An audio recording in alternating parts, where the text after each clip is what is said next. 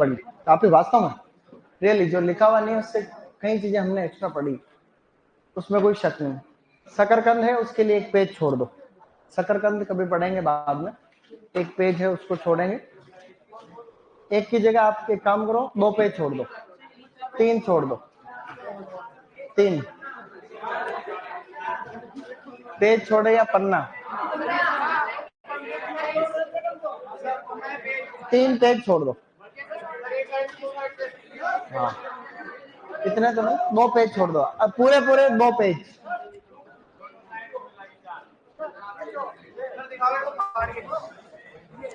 ये एक पेज है, ये एक पेज है, ऐसे 2 पेज छोड़। हाँ जो भी बोलते हैं बोल दिया। फिर टॉपिक डालो अलंकृत बागवानी। अरे रुको, ऐसे पास में क्लास चल रही, तेरे और कोई डाउट रहेगी बोल, अभी पन्ना पेज में कोई डाउट तो फिर इधर मुंह करके बैठो। पास में क्लास चल रही, बात थोड़ी करते हैं, अच्छे बच्चे बात नहीं करते इधर। अलंकृत बागवानी टॉपिक डालो, अलंकृत बागवानी, ऑर्नामेंटल गार्डनिंग या ornamental horticulture, ornamental ornamental ornamental gardening, ornamental gardening या लैंडस्केप गार्डनिंग एक ही बात होती है। हाँ मटर में रह रहा, हाँ वो तो अभी लिख लेंगे, चलो उसको पहले लिख लेंगे। मटर वाला जो 2 पॉइंट बचे रहे थे उसको भी लिखेंगे।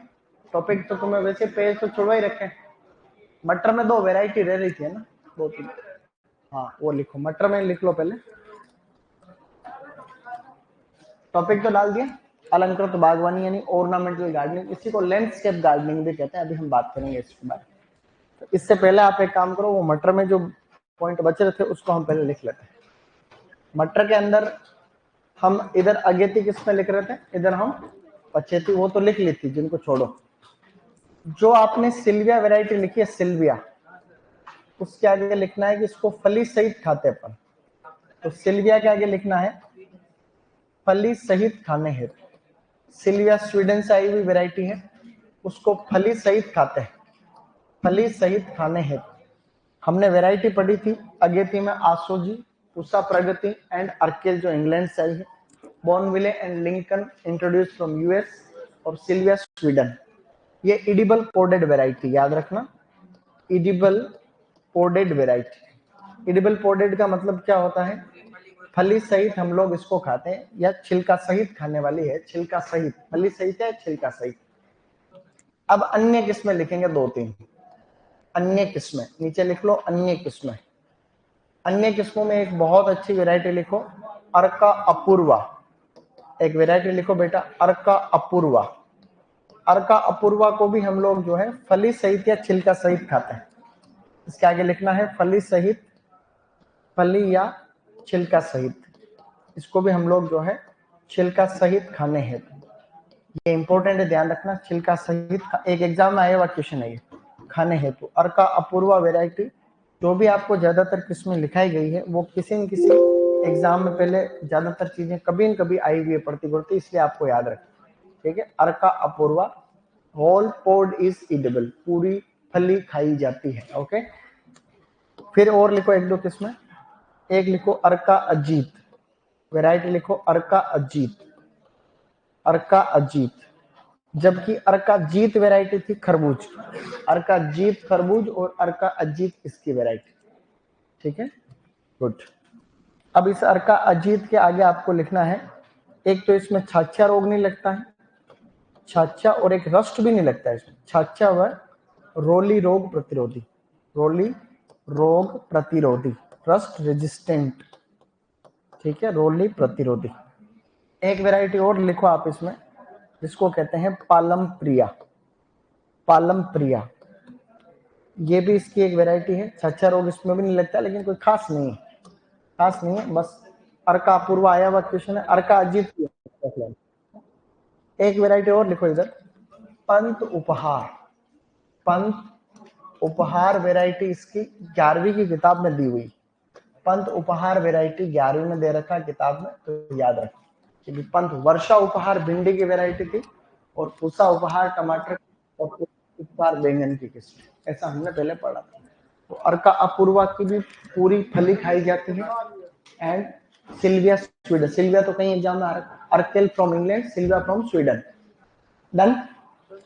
अब लिखो कीट, एक कीट लिखो, कीट वही लगता है तुम्हारा फेवरेट, फली छेदक।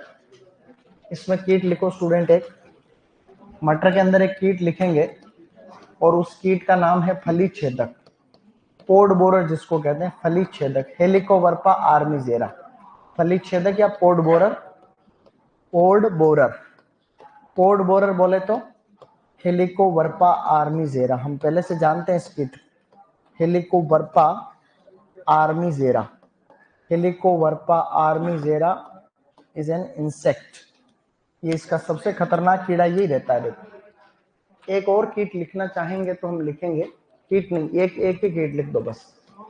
एक रोग लिखो रोली रोग, इसका मेन है रोली रोग जो है, इसका मुख्य रोग, रोली क्या रे, छच्छा लिखो, रोली मतलब रोली रोली तो कुछ नहीं लगता है, छच्छा छच्छा, चूर्णिल आसिता, उसको चूर्णिल आसिता कहते हैं, रोली तो रस्ट होता है, चूर्णिल आसिता छच्छा रोग, इसका मुख्य रोग है छच्छा रोग, और बहुत ज्यादा मुख्य, मतलब एग्जाम में आने आ जाए उतना मुख्य, कवक से ही होते हैं सभी छच्छा, और उस कवक का नाम भी तुम्हें याद है, इरिसिफी या इरिसाइफी पोलीगोनी, इरिसिफी पोलीगोनी, ऐसा क्वेश्चन अच्छे एग्जाम में आता है, ठीक है, ये पोलीगोनी याद रखना।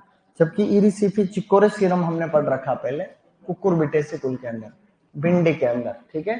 तो ये है इरिसिफी पोलीगोनी, मटर के अंदर लगने वाला छच्छा रोग है, और ये खास, ये इसका खास है, ये इसका कीट भी खास, ठीक है ना, तो ये याद रखना।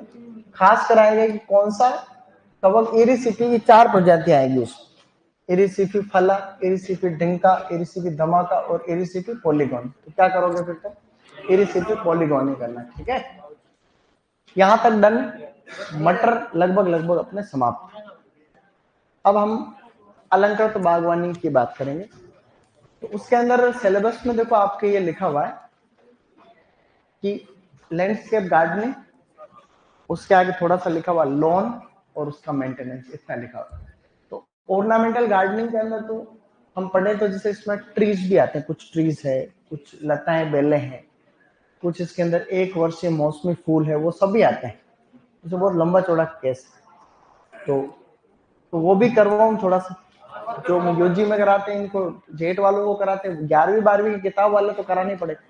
तो जो 11वीं 12वीं की किताब के अंदर जो आपके अलंकृत बागवानी दे रखी है, उसमें कुछ चीजें मेरी तरफ से छोटी मोटी ऐड करके वो तो करानी सही नहीं है, तो वो अपन करेंगे, थोड़ा ठीक रहेगा। क्या पता क्वेश्चन आ जाए तो आ जाए, तो तुम मेरे को दोस्त देते रहो है, गार्डनिंग से तो कम चांस में आएगा, बाकी बहुत सारी चीजें। इसी को हम लैंडस्केप गार्डनिंग भी कह रहे हैं, मेरी बात को समझ रहे हो, ऑर्नामेंटल गार्डनिंग को ही हम क्या बोल रहे हैं, और इसी को हम कहते हैं लैंडस्केप गार्डनिंग, लैंडस्केप गार्डनिंग भी कहते हैं। इसका सीधा सा ये मतलब होता है, लैंडस्केप गार्डनिंग को हम यूं कहते हैं, इसका सीधा मतलब है किसी पीस ऑफ लैंड को ब्यूटीफाई करना। इसका सीधा तात्पर्य स्टूडेंट, किसी भूमि के भूभाग को, किसी जमीन के टुकड़े को हम सुंदर बनाएंगे using living and non living things. आप लिविंग चीजें भी काम में लोगे, नॉन लिविंग, लिविंग चीजें बोले तो कोई लता और बेलें अच्छी तरीके से आपने लगा दी, कोई आपने अच्छे सुंदर फूलों वाली कोई झाड़ी लगा दी, कोई ऑर्नामेंटल वृक्ष लगा दिया, लॉन लगा दिया, एक वर्षीय मौसमी फूल लगा दिए, कोई ऐसी स्पेशल स्ट्रक्चर बना दी कोई, और नॉन लिविंग के अंदर फव्वारे लगा दिए, कोई पत्थरों को सजा के कुछ बना दिया, रोड के अलग अलग प्रकार हो सकते हैं, कुछ भी उसके अंदर और हम काम में ले सकते हैं, ताकि कोई लोग बाग जो वहां जाएंगे अपनी फैमिली के साथ में, अपने दोस्तों के साथ में, और अपने प्रेमी प्रेमिकाएं जो वहां जाके एंजॉय कर, so people can enjoy their life, तो वहां जाएंगे वो अपने जीवन को आनंदित कर सके या वहां मजे ले सके, ऐसे। तो ये तो अलंकृत बागवानी का मतलब होता है किसी एक जगह को, किसी पीस ऑफ लैंड को ब्यूटीफाई करना, इसका मुख्य उद्देश्य है। इसकी एक गार्डनिंग भी चलती है हिस्ट्री की अच्छी खासी, तो हम कहीं ज्यादा कोई हिस्ट्री में ज्यादा बात करेंगे नहीं, तो फिर भी मैं आपको एक दो बातें इसकी बताना चाहता हूँ हिस्ट्री कि गार्डनिंग का एक इतिहास है। जो मानव जाति का इतिहास है उतना ही पुराना जो है, जितना ह्यूमन सिविलाइजेशन पुराना है उतना ही जो है, ये कुछ भी बोले तो इसको सुनना नहीं है। अब कुछ बोलना भी मत उसको। हाँ, उसको बोलने की कोशिश करता है, कुछ कोशिश कर रहा था, तो बोलने ही वाला था, लेकिन मैंने तेरे को पहले पहचाना है। हाँ, अब बात नहीं, अब सुन। So the history of gardening is as old as human civilization. जितनी मानव सभ्यताएं पुरानी है उतनी इसका इतिहास भी पुराना। प्राचीन टाइम से ही, फ्रॉम रामायण, जैसे हमारे पास में अभी सबसे पुरानी चीजें, रामायण से पुराना कोई हमारे पास में है नहीं चीजें। तो जो रामायण है, तो रामायण के टाइम से ही, रामायण किसने लिखी थी? रामायण वाल्मीकि जी ने लिखी थी, ऐसा तुम्हें पता ही है। तो रामायण जो लिखी थी वो लिखी थी वाल्मीकि जी ने, ऋषि वाल्मीकि थी, उन्होंने संस्कृत में रामायण लिखी। तो रामायण के अंदर एक पौधे का जिक्र है, उसको कहते हैं हम लोग सीता अशोक। क्या कहते हैं? ये स्टार्टिंग की क्लास में थोड़ी बताया, तुम्हारे बेस में बताया था क्या? सीता अशोक बताया तुम स्टार्टिंग। सीता अशोक को कहते हैं सराका इंडिका। क्या कहते हैं? सराका इंडिका। तो ये प्लांट का जिक्र अपने को कहाँ पे मिलता है? रामायण के अंदर में भी जो है पौधों का जिक्र मिलता है। आपने वो हनुमान जी वाला क्या, अशोक वाटिका। तो गार्डनिंग का कॉन्सेप्ट बहुत पुराना है, ऐसा नहीं कि आज का है। तो हम अशोक वाटिका की बात करते हैं तो भी लेकिन एक प्लांट के बारे में कभी पूछे तो सीता अशोक जो है वो रामायण के टाइम पे इस किताब के अंदर जिक्र मिलता है, रामायण वाली जो किताब है उसके अंदर। इसी तरीके से हम और याद रखें तो जो महाभारत थी, महाभारत, तो महाभारत लिखी थी किन्होंने? वेद व्यास जी ने। वेद व्यास जी ने महाभारत लिखी थी। तो वेद व्यास जो थे इन्होंने, तो उसमें भी एक प्लांट का जिक्र मिलता है जो भगवान कृष्ण से संबंधित, उसका नाम है कदम्ब। क्या था? कदम्बा जो ट्री है, इसको कहते हैं एंथोसिफेलस कदम्बा। क्या कहते हैं? हाँ बोलो, एंथोसिफेलस, एंथोसिफेलस कदम्बा। बोलो, एंथोसिफेलस कदम्बा। क्वेश्चन आ रखा है एक एग्जाम में अभी पीएचडी में कि जो भगवान कृष्ण से जो संबंधित पेड़ है उसका नाम बताओ। तो भगवान जो कृष्ण है उनसे जो एसोसिएटेड ट्री है उसका क्या नाम है? वो है कदम का पेड़ है। ऐसा क्वेश्चन आता है पीएचडी में, अभी क्वेश्चन आया इस बार कि कौन सा ट्री भगवान कृष्ण, लॉर्ड कृष्ण से एसोसिएटेड है। धीरे धीरे समय के साथ चीजें बदलती भी है। हालांकि जो रिटर्न, जो हम आज के इतिहास पढ़ते होगा तुम, इतिहास, हिस्ट्री, जैसे इतिहास में क्या क्या हुआ, ये हुआ वो हुआ, वो सब बातें हमें पता कैसे चलती है? या तो हम कोई साहित्यिक स्रोत देखते हैं, हमें इतिहास के बारे में जानकारी मिलती है उसके स्रोत, कि फला फला ढिंका चीजों से हमें चीजें जानकारी मिलती है। तो उसके अंदर कुछ तो ऐसी कोई स्ट्रक्चर हो सकती है, वहां चीजों को देख के, कुछ शिलालेख, जैसे शिलालेख है या कोई सिक्के विक्के होते हैं, उनसे पता चलता है कि कितना पड़ा। और एक साहित्य भी होते हैं, साहित्यिक स्रोत भी होते हैं, पुरातात्विक, अलग अलग तरीके के स्रोत। तो साहित्यिक स्रोत जो है वो मिले तो ही उनका बारे में पता। जैसे सिंधु घाटी सभ्यता अभी तक सबसे पुराना, ऐसा कहते हैं कि ऐसी जीती जागती एक सभ्यता के बारे में जानकारी मिलती है, जो लगभग आज से लगभग 5,000 साल पुरानी बात मान लो आप। आज से लगभग 5,000, 3500 से 5,000 साल पुरानी बात है, आज से बात कर रहा हूँ। तो वो सिंधु घाटी सभ्यता में भी ऐसा गार्डनिंग के बारे में कुछ न कुछ, ट्री के बारे में, ऐसे तुमने कहा गेहूं के होता था, ऐसा कुछ न कुछ तुमने पढ़ रखा होगा। तो ऐसा कोई हमें सिंधु घाटी सभ्यता की कोई लिखित में जानकारी मिलती नहीं, जो शैली भी है तो पढ़ नहीं पाए लोग उसको।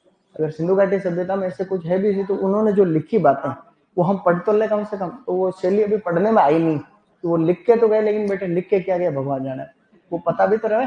तो हम पढ़े तो ही हमें इसकी जानकारी मिलती है। धीरे धीरे समय के साथ में एक थे कवि कालिदास। तो कवि कालिदास ने जो है बहुत सारे इन्होंने ग्रंथ लिखे थे। इन्होंने एक नाटक लिखा था, उसका नाम था शकुंतला। क्या लिखा था? तो नाम था शकुंतला। तो उस शकुंतला वाला जो नाटक था शकुंतला, उसके अंदर एक लता या बेल की जानकारी मिलती है, उसको हम कहते हैं माधवी लता। क्या कहते हैं? उन्होंने काफी सारे पौधों का जिक्र किया था, उसमें सबसे फेमस प्लांट है माधवी लता। इसका नाम है हिप्टेज बेंगालेंसिस। क्या कहते हैं इसको? Hiptage benghalensis. Hiptage benghalensis, Hiptage benghalensis. तो मैंने आपको ये शॉर्टकट में 3 चीजें आपको लिखाई, ये कोई ज्यादा खास बात नहीं है, लेकिन कभी कभी यहाँ से क्वेश्चन आ जाते हैं। ठीक है, तो कवि कालिदास का आपको ध्यान रखना है, हिप्टेज बेंगालेंसिस। धीरे धीरे समय चलता रहा, ये तो कालिदास के टाइम की बात है, फिर आपके राजपूत वाला टाइम भी आया, तो फिर अंग्रेज आ गए, फिर इस तरीके से। तो जो मुगल थे, जो मुगल आए थे बाबर, तो बाबर मुगल गार्डन का कॉन्सेप्ट भारत में लेके आया था। पहले अपने यहाँ का पुराना कोई ऐसा स्पेसिफिक सिस्टम था नहीं गार्डनिंग का। भाई भारत के इतिहास में गार्डन तो भारी, जैसे एक ग्रंथ है कामसूत्रा, वात्स्यन ने लिखा था, वात्स्यन ने कामसूत्र, उसमें 4 प्रकार के गार्डन, उद्यान, परमोद्यान, ऐसे अलग अलग करके। तो राजाओं महाराजाओं के अलग अलग काम के लिए वो थे, कोई भगवान की भक्ति के लिए अलग था, कोई डांस देखते थे, जो वो नाचती थी, नृत्यांगनाएं होती थी, जो गणिकाएं होती थी, गणिकाएं, सो वो यूज टू डांस करती थी वहां पे, और वो राजा लोग इसका आनंद लेते, अलग अलग करके। तो उसमें भी गार्डनिंग के बारे में जिक्र मिलता है। तो ऐसे करके फिर अंग्रेज आ गए, तो इंग्लिश गार्डनिंग अपने यहाँ, अंग्रेजी उद्यान जो है उनका धीरे धीरे अपने यहाँ इंट्रोडक्शन हुआ ऐसे समय के साथ में। ये 3 पॉइंट तो मैंने ऐसे जनरल नॉलेज के लिए आपको लिखा दिया ताकि एक ओवरव्यू हमें मिल सके। तो गार्डन जो होते हैं, गार्डन जितने भी है वो मोटे मोटे 3 प्रकार के हो सकते हैं। जो उद्यान होते हैं वो कितने प्रकार के हो सकते हैं? 11वीं की किताब के अनुसार उद्यान के प्रकार जो होते हैं याद नहीं रखने हैं, लेकिन फिर भी मैं आपको जनरल नॉलेज के लिए बता रहा हूँ। एक गार्डन तो ऐसे होते हैं जिनको कहते हैं पब्लिक गार्डन। क्या कहते हैं? Public garden. पब्लिक का मतलब ये होता है कि ये सरकारी, एक तरीके से कैसे गार्डन है, सरकारी गार्डन है, सरकार ही इनको मेंटेन करने का काम करती है, गवर्नमेंट ही सारा खर्चा उठाती है। कुछ होते हैं स्टूडेंट प्राइवेट गार्डन। कैसे होते हैं? प्राइवेट गार्डन का मतलब होता है कि ये किसी व्यक्ति विशेष या इंडिविजुअल, किसी संस्था विशेष का हो सकता है, कोई बंगला वगैरह है किसी का, या फिर कोई प्राइवेट संस्था ने बना रखा है। मान लो रॉयल इंस्टीट्यूट वाले कोई रघुनाथपुरम गार्डन बना है, तो वो एक प्राइवेट गार्डन है, वो एक निजी तरीके से जो बनता है। एक होते हैं स्कूल गार्डन। कैसे होते हैं? स्कूल का मतलब जो विद्यालय के अंदर बनते हैं वो उद्यान गार्डन। 11वीं की किताब के अंदर 3 प्रकार के गार्डन देख रखे, ठीक है। प्रश्न आ सकता है निम्न में से कौन सा है गार्डन का प्रकार? नहीं, 11वीं की किताब अनुसार, ठीक है। तो उसके अंदर मतलब किताब के अनुसार, किताबानुसार कोई शब्द होता नहीं होता हिंदी में, पता नहीं, किताब के अनुसार, किताबानुसार ऐसा शब्द थोड़ी हो सकता है, पता नहीं। मैंने इसमें समास कर दिया, संधि हो गई इसमें, किताब धन अनुसार, किताबानुसार, ये दीर्घ संधि हो तो रही है इसमें, लेकिन पता नहीं है। तो अब यूं है, तो इसमें से फिर कोई एक प्रकार और दे देंगे XYZ। तो ये इनमें से कोई सा भी गार्डन बनाओगे ना, तो एक कोई न कोई पर्टिकुलर शैली फेलो, मतलब उसमें फॉलो करनी पड़ती है अपना, कोई न कोई एक विशेष प्रकार का पैटर्न फॉलो करना पड़ता है, चाहे गार्डन कोई सा भी हो। पब्लिक गार्डन हो सकता है, प्राइवेट हो सकता है, स्कूल होता है, लेकिन ज्यादातर गार्डन के अंदर क्या होता है, कोई न कोई एक विशेष प्रकार की शैली फॉलो होती है, उसे हम लोग कहते हैं स्टाइल। क्या कहते हैं? तो वो मोटी मोटी 4 तरीके की जो है शैलियां होती हैं। तो हम अब बात करेंगे उद्यान की शैलियां। क्या बात करेंगे? उद्यान की शैलियां। एक शैलियां का मतलब है स्टाइल। शैलियों को हम लोग क्या बोलते हैं? स्टाइल बोलते हैं। इस तरीके से स्टाइल्स ऑफ गार्डन्स। तो गार्डन जो होती है उनकी कौन से प्रकार की स्टाइल हो सकती है? मोटी मोटी 4 प्रकार की, मुख्य रूप से 4 है, उनमें से 2 खास। एक तो उसमें औपचारिक, अनौपचारिक, स्वतंत्र और जंगली, 4 प्रकार की शैलियां होती। कौन कौन सी है? औपचारिक, अनौपचारिक, स्वतंत्र और जंगली। इंग्लिश में formal, informal, free style, wild style. Formal, informal, free style, wild, 4 प्रकार की शैलियां होती है। इनमें से जो खास है वो 2 है खाली। तो एक शैली जो है सबसे पहले नंबर पे, उसको हम लोग कहते हैं औपचारिक शैली। क्या कहते हैं बेटा? सबसे फेमस तो यही है, औपचारिक शैली। इस औपचारिक शैली को बोले तो फॉर्मल स्टाइल। क्या कहते हैं गाइस? फॉर्मल स्टाइल का मतलब होता है औपचारिक शैली। मतलब ये सबसे सिस्टमेटिक स्टाइल यही होती है। इस स्टाइल की क्या क्या खासियत हो सकती है, हम एक बार मुख्य रूप से बात करते हैं। इस स्टाइल के अंदर क्या होता है, जैसे कोई भी गार्डन है, जैसे ये क्या है, ये जैसे कोई भी एक उद्यान होता है, इस गार्डन के अंदर जैसे एक होता है गेट। क्या होता है? इसको कहते हैं एंट्रेंस गेट। एंट्रेंस मतलब एक प्रवेश द्वार होता है, ये गार्डन की विशेषता है। हालांकि सब में होते होंगे प्रवेश द्वार में, तो जाते किधर हैं, लेकिन इसमें है खासियत। तो अब क्या होता है कि इसके बीचों बीच क्या होता है कि एक कोई भी जो है मेन एक्सिस होता है बीच में। सुनो, इसके बीच में कोई भी एक एक्सिस होता है इस तरीके से, ठीक है। और वो जनरली जो है सेंट्रल, फोकल पॉइंट कह दो चाहे कुछ भी कह दो, एक शब्द आता है फोकल पॉइंट। वहां पे जनरली फंवारा हमारा लगता रहता है। वो फोकल पॉइंट उसको कहते हैं जो गार्डन में सब जगह से दिख जाए। तो तो अब इसमें क्या होता है, ये बीच के अंदर जैसे मैंने एक रास्ता बना दिया, तो दोनों तरफ इसमें सेम सेम फीलिंग है। मतलब जो औपचारिक शैली होती है इसके अंदर सिमेट्रिकल पैटर्न पाया जाता है। कैसा पैटर्न? सिमेट्रिकल का मतलब होता है जो एक तरीके से मिरर इफेक्ट, मतलब आप जैसे कांच में देख रहे हो, दोनों तरफ सेम सेम फीलिंग आपकी आनी चाहिए। अगर आपने यहाँ पे कोई भी जैसे एक छोटा सा आपने इस तरीके से पानी का पॉन्ड बना लिया, उसमें ये फव्वारा चल रहा है, तो ये इधर भी चलना चाहिए। ये इस सममितता का मतलब ये होता है, सिमेट्री का मतलब ये। यहाँ पे कोई छोटी फूलों की आपने कोई क्यारी बनाई, उसमें रंग बिरंगे फूल लग रहे हैं, वो इधर भी होना चाहिए इस तरीके से। तो इसको हम लोग बोलते हैं सिमेट्रिकल पैटर्न। तो इसकी एक विशेषता है, इसमें सममितता पाई जाती है। क्या पाई जाती है? सममितता पाई जाती है। सममितता बोले तो सिमेट्री, क्या कहते हैं उसको? सिमेट्री पाई जाती है, सिमेट्री। इस तरीके से आप ज्यादा खास बात नहीं, सिमेट्री यानी सिमेट्रिकल पैटर्न आपको देखने को मिलेगा। दूसरा इसके अंदर आपको मिलेगा ज्योमेट्रिकल पैटर्न। कैसे मिलेगा? ज्योमेट्री का मतलब एक निश्चित ज्यामिति, मतलब आप इसके अंदर उठपटांग कुछ नहीं करो। इस शैली के अंदर आप जो भी इस गार्डन में आप करना चाहते हो वो एक पर्टिकुलर, मतलब कोई भी क्रिएटिविटी आप करना चाहते हो। अब यहाँ आप जो तुम सोच रहे हो उसका कोई लॉजिक नहीं भाई। तुम सोचो से तुम मतलब कोई उस तरीके से अपन बात करते थे। मैंने कहा गार्डन में कुछ जो है, अब इसमें कुछ करने में, इस करने में और उस करने में, तो दिमाग नहीं है बिल्कुल पैदल। तो कहने का मतलब ये है कि इसमें कोई भी क्रिएटिविटी आप करना चाहते हो, कोई भी नवाचार या आप जो भी इसमें क्रियाविधि करोगे, तो उसके अंदर या तो वो आपका वर्गाकार आकृति में होना चाहिए, या वो आयताकार आकृति में होता है, इट कैन बी ट्राइंगल, या फिर आपका जो है किसी भी पंचभुजाकार में होगा, या कोई भी आपका जो होगा षटभुज वगैरह, अष्टभुज वगैरह, कुछ भी हो सकता है, लेकिन एक पर्टिकुलर ज्यामिति होनी चाहिए। क्या होनी चाहिए? ये देखे तो लगेगा एक सिस्टम फॉलो हो रहा है इसमें। इसको कहते हैं ज्योमेट्री। क्या कहते हैं? तो इसमें ज्यामितता भी पाई जाती है, ज्यामितता। तो इस औपचारिक शैली की विशेषता है स्टूडेंट्स कि इसमें ज्यामितता पाई जाती है, यानी ज्योमेट्री। क्या है?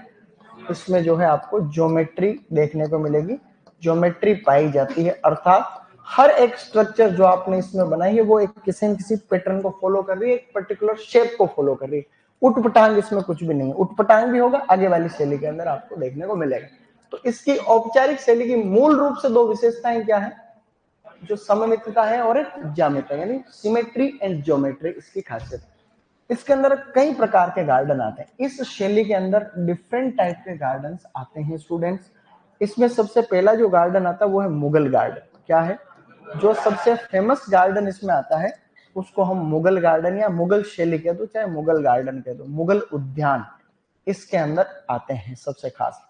ऐसा कहा जाता है कि मुगल गार्डन और औपचारिक जो स्टाइल है एक ही बात, मतलब ये दोनों एक दूसरे के पर्यायवाची है। मतलब इसमें गार्डन तो इस शैली में काफी सारे आते हैं, बट जो मुख्य रूप से है वो कौन सा है? तो कई बार ऐसा होता है मुगल गार्डन को ही औपचारिक शैली कहते हैं, औपचारिक शैली को ही मुगल गार्डन कहते हैं। मतलब एक दूसरे के सिनोनिमस है, मतलब एक दूसरे के पर्याय है। अब मुगल गार्डन कौन लेकर का है? बाबर। तो इसके कोई फादर ऑफ मुगल गार्डन कोई है तो वो कौन है? बाबर। तो बाबर पहला ऐसा राजा था, मुगल शासक था जो भारत के अंदर आया था। इसके बाद में पूरी जो आप देख रहे हो प्रजातियां वो वहीं से जो है, इसके मेन जो इसके बाद में जैसे इसका बेटा हुमायूं, अकबर है, जहांगीर है, शाहजहां, औरंगजेब करके, बहादुर शाह, ये इसके पीढ़ी दर पीढ़ी इसके बहुत सारे जो है प्रोडक्ट आते रहे और राज करते रहे। प्रोडक्ट के दो भाई इनका प्रोडक्ट का मतलब वो उत्पाद, उत्पाद का मतलब जो कई किसी न किसी चीज से पैदा उत्पाद ही। अब कोई एक उत्पाद हो तो याद रखे इनके काफी उत्पाद हुआ करते थे। था ऐसा था। मुगल गार्डन की विशेषताएं, बेटा मुगल गार्डन की जो विशेषताएं हैं मुख्य रूप से वो कौन कौन सी विशेषताएं हैं? सबसे पहले ज्यामिति, और ये दोनों तो ही है। मुगल गार्डन में क्या होती है, जैसे इनके कोई मर वगैरह जाते हैं तो छतरी बनाते हैं, 12 दरवाजों की एक छतरी बनती है, उसको 12 दरी कहते हैं। क्या कहते हैं? प्रश्न आता है जेआरएफ के अंदर, प्रश्न आ रखा है कि जो 12 डोर, इसमें 12 दरवाजे। क्या है? 12 दरवाजे। तुम तो रुको, तुम लोग इधर इधर वाले चुप रहो। 12, तुम बिल्कुल बोलना मत, ठीक है? साथ में अपने कमेंट्री की जरूरत नहीं है, मैं कर लूं। तो 12 दरवाजों की एक छतरी बनती है, इसको बारादरी कहते हैं। उसके अंदर हर दिशा के अंदर 3 रहते हैं, मतलब 3 का हर दिशा के अंदर 4 दरवाजे, तभी जाकर के 4 दिशा तो कितने हो गए, 12 दरवाजे हो गए। तो 12 दरवाजों की जो स्ट्रक्चर बनती है उसको क्या कहते हैं अपन, बारादरी कहते हैं, ध्यान रखना। एक इसकी खासियत है रनिंग, 12 दरवाजों की छतरी जैसे ये बारादरी बना तो सममितता का सिद्धांत ये कहता है इधर भी बनाओ, है कि नहीं। तो ये जो एक तरीके से बनती है इधर, इसके कई उद्देश्य होते थे। जनरली ये टॉम्ब लाइक बनती थी, कोई मर जाता था किसी की याद में वगैरह, इस तरीके से। इसी तरीके से और देखा जाए रनिंग वाटर, मतलब इसकी खासियत है कि पानी बहता रहेगा, भरा हुआ नहीं रहेगा, पानी बहता रहता है इसमें। तो ये रनिंग वाटर भी इसका एक फीचर है, बहता हुआ पानी, बहता हुआ पानी जो है वो इसकी खासियत है, जिसको रनिंग वाटर कहते हैं। टर्मिनल बिल्डिंग, जहां जहां पर भी आपको मुगल गार्डन मिलेंगे उसके अंतिम सिरे पर आपको एक बिल्डिंग देखने को मिलेगी, चाहे वो राष्ट्रपति भवन गार्डन हो, चाहे ताजमहल हो, आप कहीं पर भी देख लो एक टर्मिनल बिल्डिंग। टर्मिनल बिल्डिंग को मतलब मैं लिख रहा हूं अंतिम सिरे पर भवन, क्या लिख रहा हूं, अंतिम सिरे पर भवन, यानी टर्मिनल बिल्डिंग, सिरे पर एक जो है भवन, यानी कि कुछ न कुछ वहां पर बना रहता है। इसी तरीके के टेरेसेस, टेरेस होते हैं इसमें, टेरेसेस। टेरेसेस का मतलब जिस तरीके से ये क्लासरूम है, चबूतरे नहीं, इसके अंदर जैसे ये बढ़ता क्रम, ऐसे जैसे ये क्लासरूम है, यहाँ सीढ़ी नुमा जो स्ट्रक्चर एक तरीके से देख रहा हूँ। आधा गार्डन ऐसा है जो नीचा है, फिर थोड़ा ऊपर है, फिर ऊपर ऐसे चढ़ते जाते हैं, थोड़ी सीढ़ियां रहेगी और फिर ऊपर, ये सीढ़ी नुमा, ये जिस जैसे इस क्लास में दिख रहा है, यहाँ नीचे है, फिर थोड़ा ऊपर है, फिर थोड़ा ऊपर है, ये इसको टेरेसेस कहते हैं।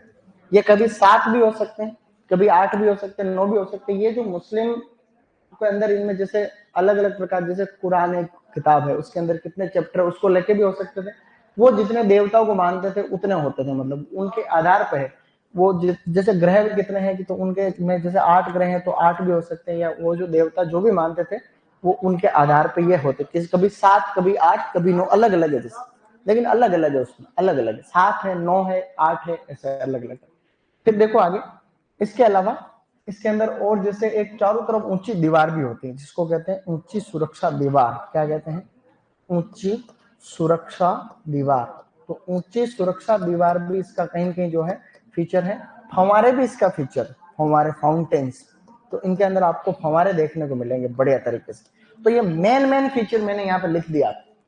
तो प्रश्न क्या आता है, बारादरी कौन से गार्डन का उदाहरण है, मुगल गार्डन, मतलब क्या फीचर, बहता हुआ है, अंतिम सिरे पर भवन है, टेरेसेस है, ये आपके हाई प्रोटेक्टिंग वॉल है, फाउंटेन वगैरह, ये किसके फीचर हो गए हैं, ये इसके मुगल गार्डन के।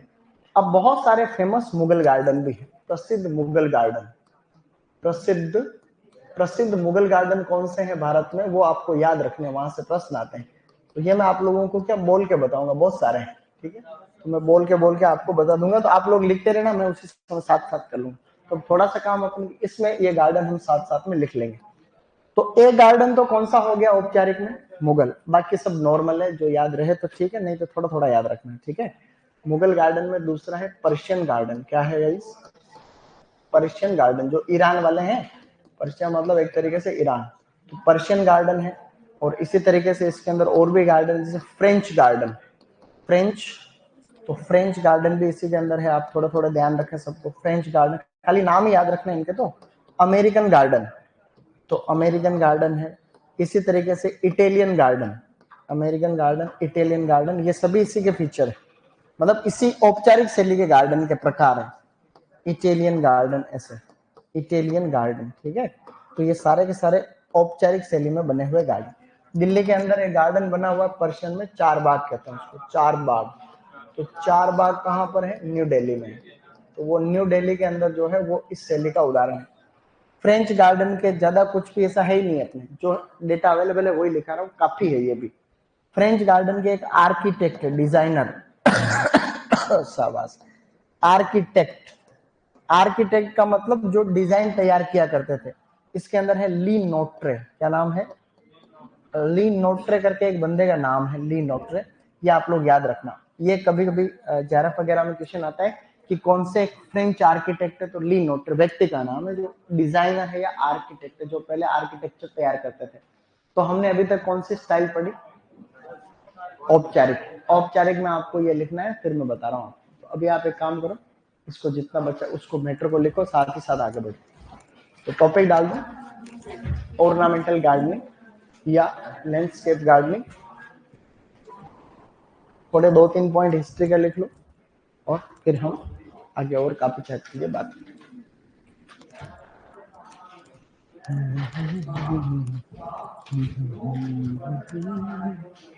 अभी कुछ नहीं लिखा है बेटा, खांसी ठीक हो गई मेरी, ठीक है, बोल रहे खांसी ठीक होगी कि तो खांसी ठीक हो गई। अब तुमने सबने इलाज जो बताया था ठीक कैसे नहीं होता, 7-8 दिन में तो हो ही गई ठीक है। इलाज तो उसको बोलते हैं ये 1-2 दिन में ठीक कर दे, वो वैसे हो जाती तो ठीक। दवाई वो जो छोटी बोतल नहीं आती वो पानी इसकी दवाई की, मेडिकल पर नहीं मिलती क्या छोटी दवाई, वो नहीं, उससे ठीक हुआ।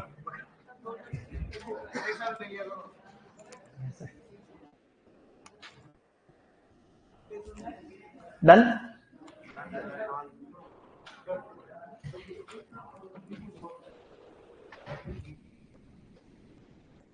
रामायण भी देखो, महाभारत भी देखा करो, पुरानी वाली जो रामानंद सागर कृत है, वो रामानंद सागर कृत रामायण का एक एपिसोड रोज देखा करो, उससे फायदा बहुत होता है।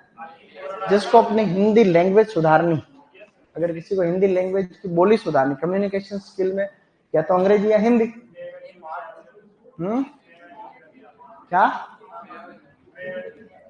पर्यायवाची, पर्यायवाची का तो वो सब ठीक है, लेकिन आपकी लैंग्वेज में काफी पकड़ आती, वो रामायण देखने से मस्त मजा आ जाता था। मैंने बहुत बार देखी, मैंने बहुत बार देखी। अब ऐसे ऐसे शब्द मेरे मुंह से कभी निकल जाते हैं जो मुझे याद नहीं, मुझे मैंने कभी ऐसे कभी है, वो अपने आप आपके रेगुलर पढ़ने से। अच्छा, फिर अंग्रेजी भी अच्छी होनी चाहिए, आप अंग्रेजी और हिंदी दोनों भाषाओं को पकड़ होनी चाहिए आज के मार्केट, और उसके लिए काम करना पड़ा, थोड़ा थोड़ा भाषा पे काम करना पड़ेगा आप, ऐसे नहीं तो मार्केट में अगर टिके रहना, थोड़ी अंग्रेजी भी सुधारो। अंग्रेजी के लिए तो तुम ऐसा करो, लेकिन तुम देखोगे नहीं, अंग्रेजी के लिए तो अखबार पढ़ो थोड़ा बहुत, इंग्लिश में थोड़ा कोई कोर्स ज्वाइन करो सबसे पहले, कहीं बोलने वाला स्पोकन इंग्लिश का कोर्स ज्वाइन करो, बाकी दिक्कत आएगी, उससे थोड़ा बहुत बेसिक सीख जाओगे, बात करना हल्का फुल्का सा, हाउ आर यू कहना तो सीखो कम से कम, सही में वहां से सीखो। शकुंतला ही तो लिखा है? शकुंतलम वो संस्कृत में होगा, मैंने अंग्रेजी पढ़ के आया हूँ, अंग्रेजी किताब पढ़ के आया हूँ। शकुंतला लिखो, शकुंतलम होगा, हाँ नहीं ऐसे लिखो, शकुंतला लिखो एक बार, शकुंतला लिखो। वो तो अभिज्ञान शकुंतलम, वो किसने लिखा?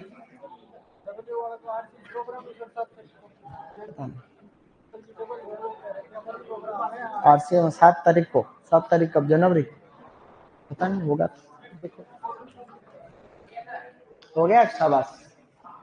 देखो उद्यान के प्रकार, सरकारी उद्यान, निजी उद्यान और विद्यालय वाले स्कूल उद्यान।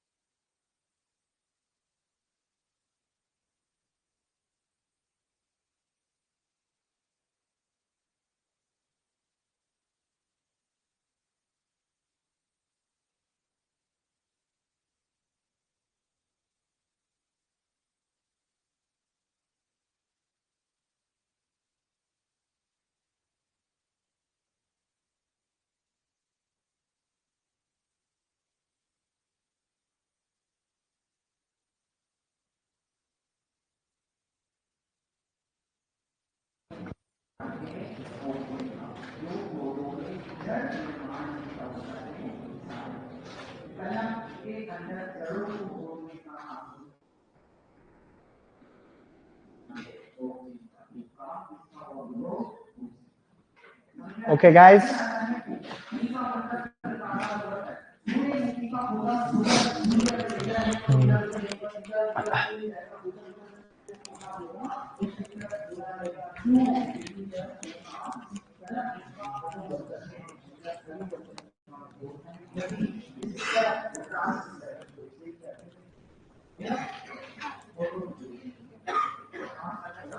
आप लोगों को लिखना है, मेरी आवाज इसलिए नहीं आ रही कि तुम लोग लिख रहे हो इसलिए, ठीक है?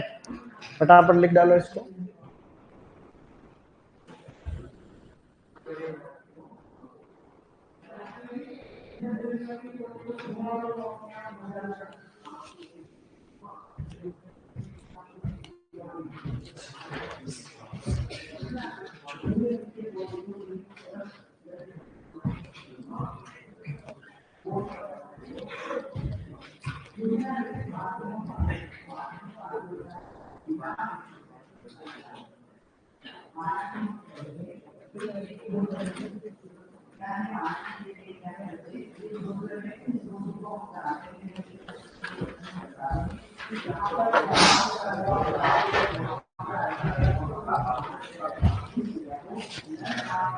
चला आगे।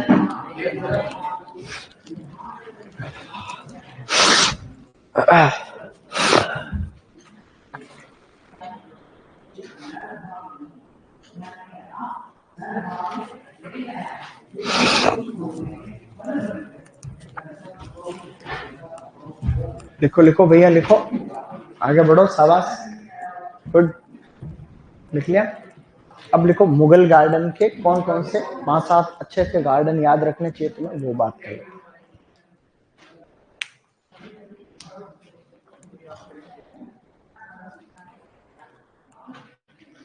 पुराने पेपर में गार्डनिंग से क्वेश्चन बहुत कम देख रखे थे, अगले पेपर में न के बराबर है, इसलिए इसको घास तो लिख लेंगे अपन, हैं? धीरे रख बेटा, धीरे रख, इतनी जल्दी कहाँ तुम। अब लिखो प्रसिद्ध, भारत के प्रसिद्ध मुगल गार्डन, तू पहले लिख ले, ठीक है? भारत के प्रसिद्ध मुगल गार्डन कौन कौन से जो फेमस, उनमें लिखो सबसे पहले।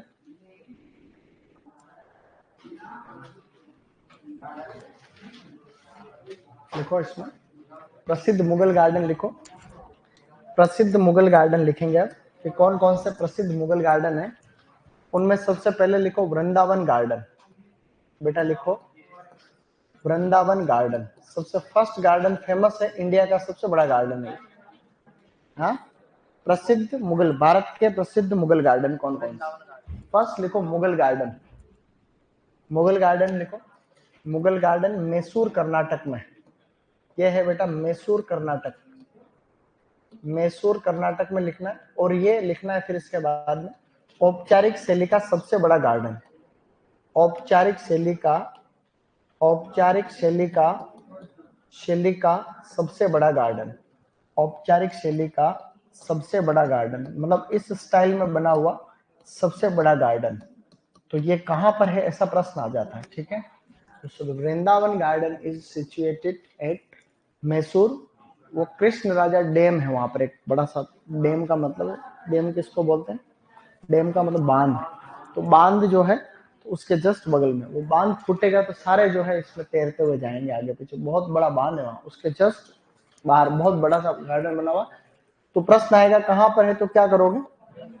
फिर दूसरा लिखो Rashtrapati Bhavan garden, Rashtrapati Bhavan garden, Rashtrapati Bhavan garden को आजकल अमृत उद्यान कहते हैं, इसका नाम चेंज हो गया है, अभी हम इसको बोलते हैं अमृत उद्यान, स्टूडेंट्स इसको कहते हैं अमृत उद्यान।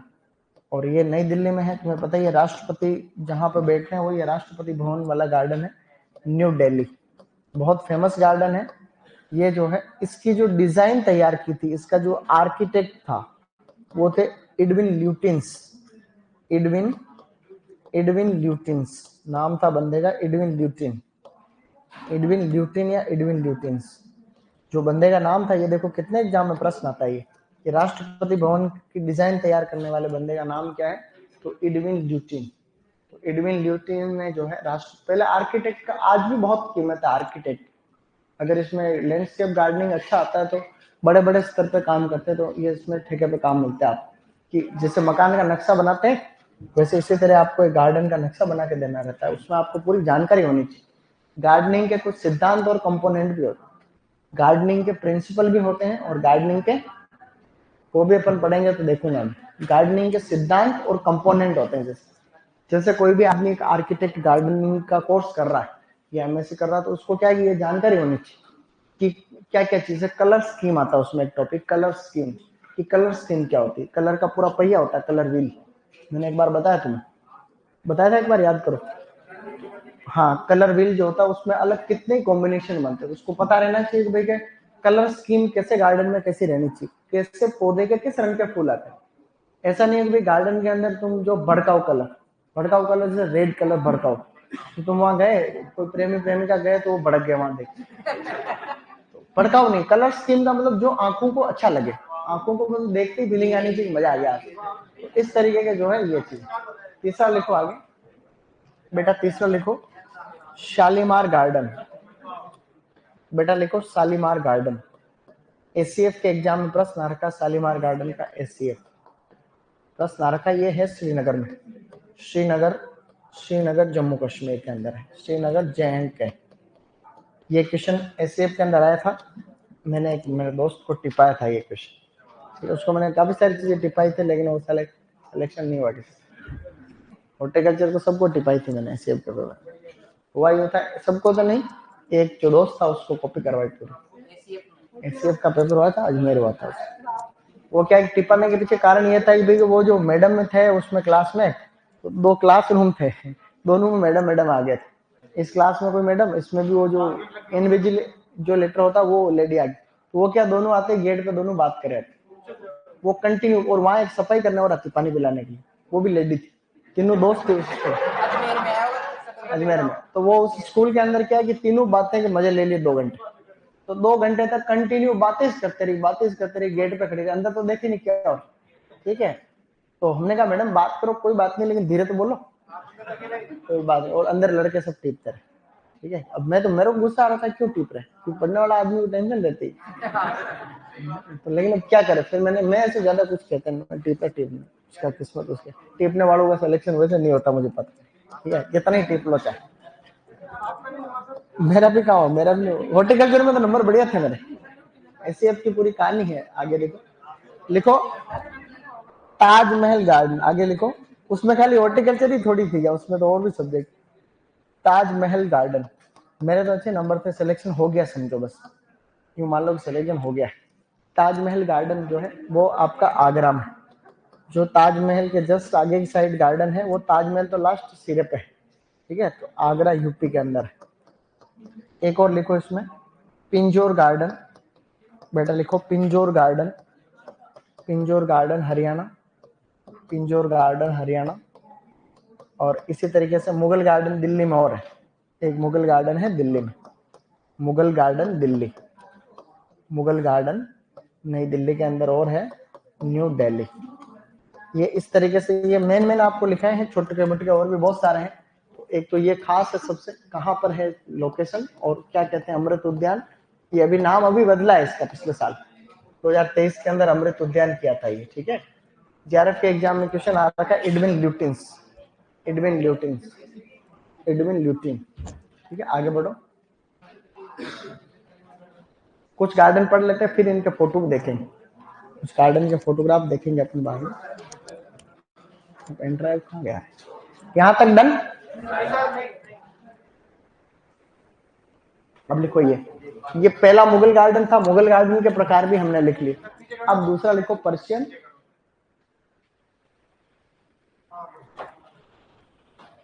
दूसरा मैं बोल रहा हूँ लिख लो पर्शियन।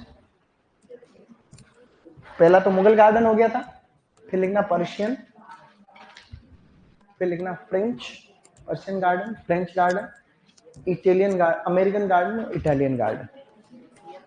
ये जो थे यहाँ लिखे देखो, Persian garden, French garden, American garden, Italian garden. इसका जो आर्किटेक्ट है, मतलब डिजाइनर, आर्किटेक्ट और डिजाइनर एक ही बात है। ठीक है, तो इसका आर्किटेक्ट है जो है ली नोट्रे, बंदे का नाम है ली नोट्रे, फ्रेंच आर्किटेक्ट है ली नोट्रे। ऐसा भी क्वेश्चन आने की संभावना रहती है कई बार।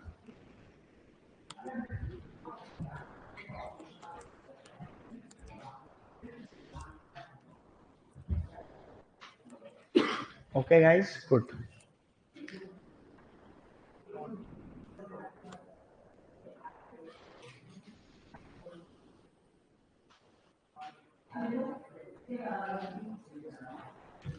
तो अभी तक हमने कुछ पढ़ा, अभी तक हमने क्या पढ़ा स्टूडेंट? हमने पढ़ी औपचारिक शैली। औपचारिक शैली की एक सिस्टमेटिक शैली होती है, व्यवस्थित तरीके से। आप किसी भी गार्डन में औपचारिक शैली में जाओगे तो आपको एक व्यवस्थित गार्डन नजर आएगा, मतलब ये देख के तुम्हें लगेगा कि एक सिस्टमेटिक है, सिस्टम से है। एसीएफ तो ये तो होता है assistant conservator of forest, assistant conservator of forest होते हैं। अच्छा, इसका लेवल है ये फॉरेस्ट डिपार्टमेंट में। ये आरएफएस, राजस्थान फॉरेस्ट सर्विस, जैसे आईएफएस जैसे एसीएफ है। ये बीएससी एजी वाला बंदा दे सकता है। क्या हुआ? डीएफओ इससे बनता प्रमोटर। एसीएफ पहले प्रमोशन में डीएफओ बन जाता। देखो, हाँ मैं बताता हूँ, एक सेकंड थोड़ा बताऊंगा इसके बारे में।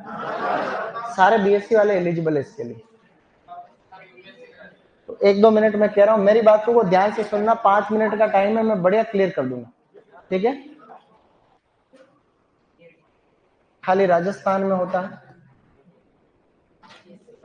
आरपीएससी इस एग्जाम को करवाएगी।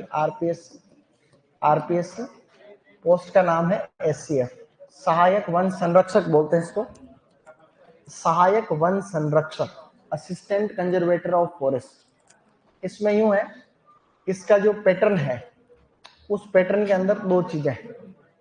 पेपर है, पेपर प्लस आप फिजिकल वगैरह या इंटरव्यू कोई भी ले लो, फिजिकली होता है जनरली।